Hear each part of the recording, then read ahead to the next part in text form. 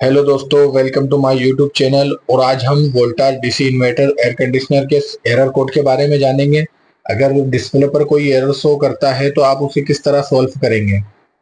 तो इस वीडियो में डिटेल से बताया गया है कि आपको किस प्रकार से उसे सॉल्व करना है। तो वीडियो को स्किप ना करें और वीडियो को पूरा वॉच करें। इसमें डिटेल से समझाया गया है कि आपको इस प्रॉब्लम को कैसे सॉल्व करना है। दोस्तों, वीडियो को लाइक जरूर करें और चैनल पर पहली बार है तो चैनल को सब्सक्राइब जरूर करें। तो दोस्तों, चलते हैं वीडियो की तरफ। दोस्तों, अगर Voltas DC inverter air conditioner में आपका E1 E2 F7 F1 अगर डिस्प्ले पर एरर शो हो रहा है तो वो इंडोर रूम सेंसर का एरर कोड है।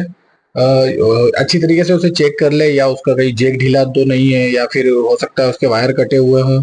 इस कंडीशन में भी ये एरर आपको डिस्प्ले पर शो होगा। ये फॉल्ट रूम सेंसर की वजह से आता है।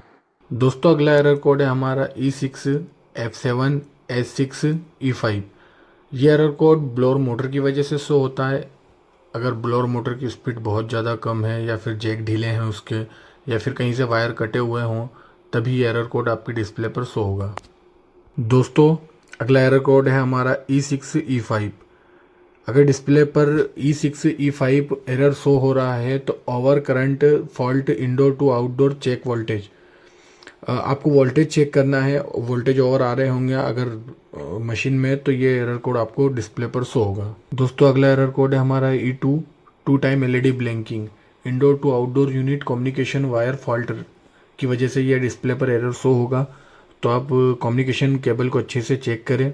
हो सकता हो वायर चेंज हो गए हो, या फिर वायर कहीं से कट हो, या कार्बन आ गया हो।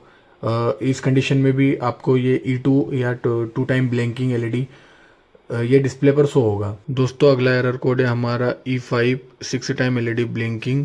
ये इंडोर कॉइल सेंसर की वजह से डिस्प्ले पर शो होता है। अगर सेंसर में कोई फॉल्ट होगा तो डिस्प्ले पर ये एरर शो होगा। तो आप अच्छी तरीके से चेक कर लें। हो सकता है जैक वगैरह ढीले हों उसके, या वायर कहीं से कटे हुए हों, या फिर सेंसर ही ख़राब हो। तो आप अच्छे से चेक कर लें उसे। दोस्तों, अगला एरर कोड है हमारा E4 5 टाइम LED ब्लिंकिंग। ये इंडोर टेम्परेचर सेंसर फॉल्ट की वजह से ये एरर कोड आता है। अगर डिस्प्ले पर E4 का एरर कोड आ रहा है तो आप टेम्परेचर सेंसर को चेक करें। हो सकता है उसके जैक ढीले हों, या वायर कहीं से कटे हुए हों, या सेंसर ही ख़राब हो, तो आप इसमें चेंज कर दें। दोस्तों, अगला एरर कोड है हमारा EC 7 टाइम ब्लिंकिंग। ये रेफ्रिजरेंट लीक फॉल्ट की वजह से ये डिस्प्ले पर एरर शो होगा। अगर मशीन में कहीं पर लीक हो, या अगर उसमें गैस नहीं हो, तो EC का एरर डिस्प्ले पर शो होगा। तो आप अच्छे से चेक करें, मशीन में कहीं पर लीक होगा।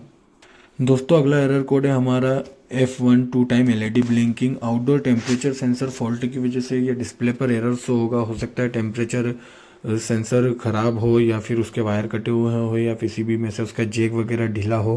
अगर इस कंडीशन में भी एरर ये डिस्प्ले पर शो होगा, तो आप अच्छे से चेक कर लें उसका जैक वगैरह ढीला तो नहीं है, या फिर कहीं से वायर कटे तो हुए तो नहीं है।